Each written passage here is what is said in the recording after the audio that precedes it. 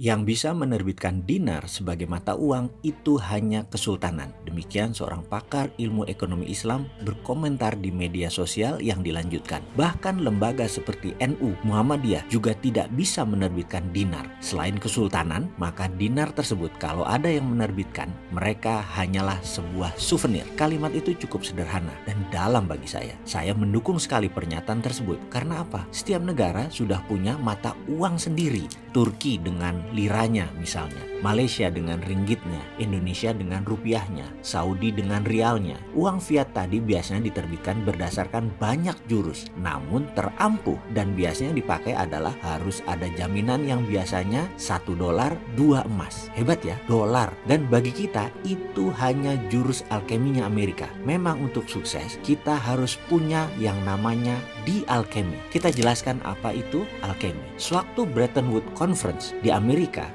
menyatakan dolar adalah mata uang dunia yang terpaksa diakui oleh negara pemenang Perang Dunia Kedua. Itu adalah alkemi yang Amerika ciptakan. Dan setelah itu, sewaktu kita mau mencetak mata uang negara sendiri, harus ada dolar. Itu sekali lagi, alkemi ciptaan Amerika. Kemudian sejak tahun 1971, Amerika buat alkemi selanjutnya, bahwa dolar Amerika dicetak tidak perlu ada jaminan emas. Wih, hebat ya. Dan ekonom-ekonom dunia memuja hal itu. Bahkan pejabat banyak negara tunduk patuh. Jadi kalau pejabat Indonesia tunduk patuh ya nggak apa-apa, orang banyak juga negara dunia yang tunduk patuh. Jadi dolar boleh cetak tanpa emas. Hebat kan? Kita lanjut tentang alkemi. Sewaktu berlian dikumpulkan oleh sebuah keluarga, Oppenheimer, selama 150 tahun, keluarga ini melabel berlian adalah simbol cinta, menjadi batuan termahal di dunia dan harganya mereka yang menentukan. Itulah alkemi. Sewaktu saya mau mentransfer uang ke rekening Anda, sahabat, kita pergi ke Bank Mandiri contohnya. Lalu saya memberikan uang dolar tersebut. Bank harus memberikan notifikasi ke bank di New York dan kemudian bank di New York memberikan notifikasi ke kota kecil di Switzerland yang namanya Basel.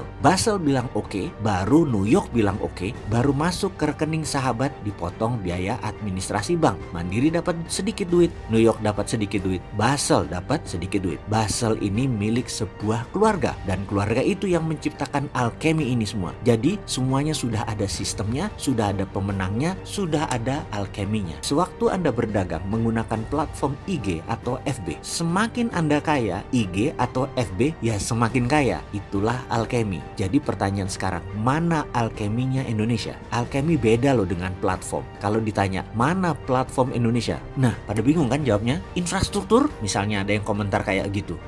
Maaf, infrastruktur itu proyek, bukan platform. Ngerti nggak bedain platform sama proyek? Belum. Lah kok begini mau mengelola negara ya? Lalu alkemi itu apa lagi? Walah, kok saya jadi yang bingung menjelaskan. Kok jauh bener ya pada nggak ngertinya? Kapan majunya kita kalau begitu ke depan bagaimana? Gimana kalau kita buat alkemi sendiri di atas platform kita sendiri? Setuju?